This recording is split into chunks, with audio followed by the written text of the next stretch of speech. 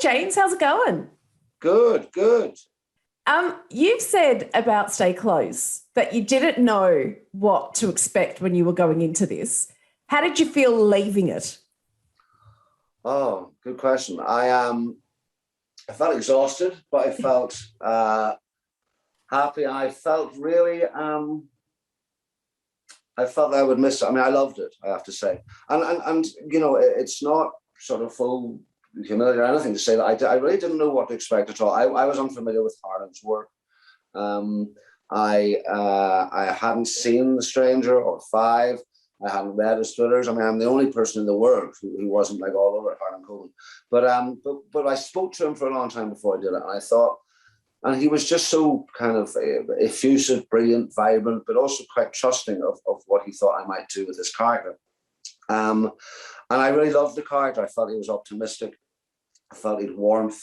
I felt he had a bit of humor. I felt he was dogged. I felt he was a bit old-fashioned. I felt he was immovable, for sure, that he was interesting. But also it was the idea that he could find love again. He could have professional redemption in hopefully solving this case that he had always bothered him for 17 years. You know, such a professional, to kind of think that there was this one case that he couldn't quite crack, to get the opportunity to maybe get closure on that, but also for someone who's had not much success in love to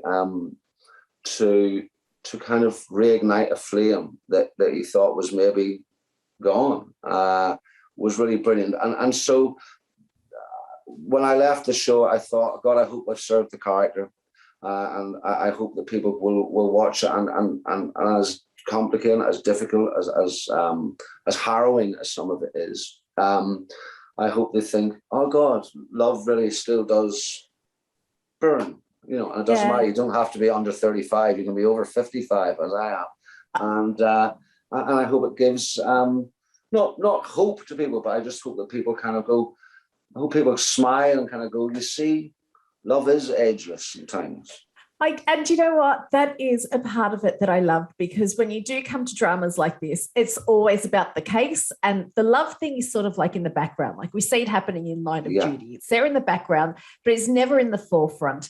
And I love that you said that this is a love story that's going to stay with you forever. Is it really? Yeah, I hope so, yeah. And also, because Sarah Parrish I knew and I've known for a long time, and we worked together actually in a series called Monroe years ago.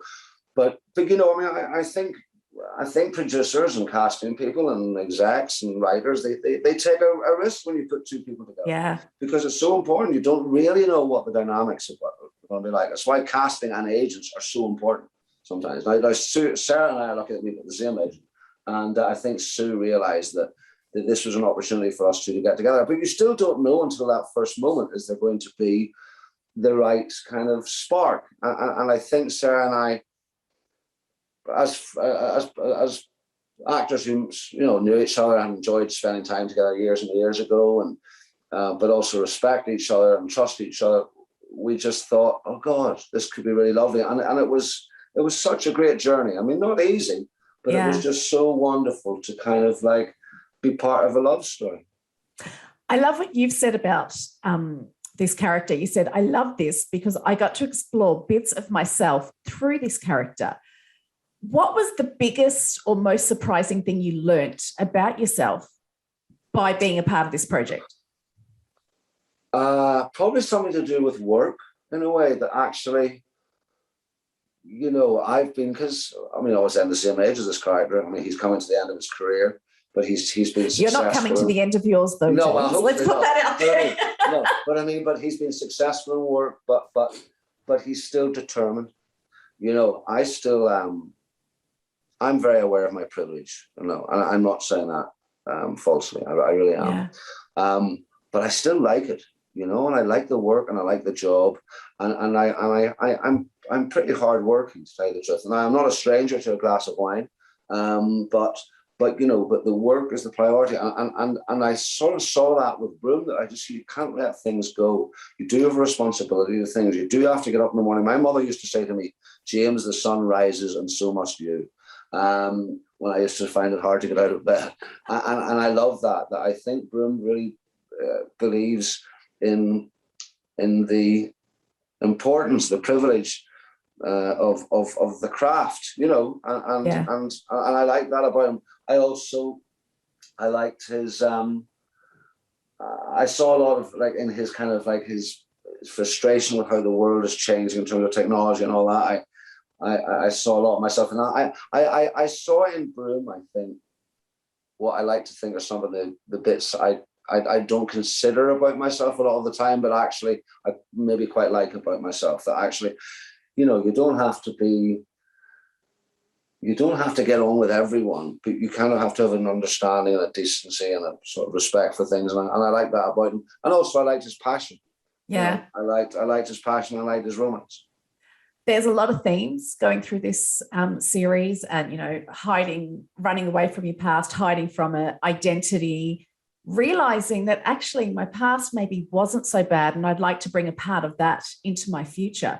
If you could go back to a past moment or a past feeling, would you? And what would you go back to?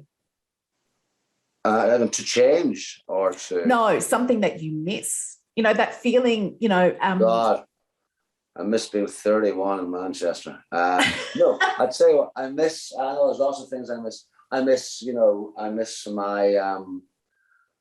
what would I go back to? There's so much I would go back to. I mean, I've been very blessed and lucky.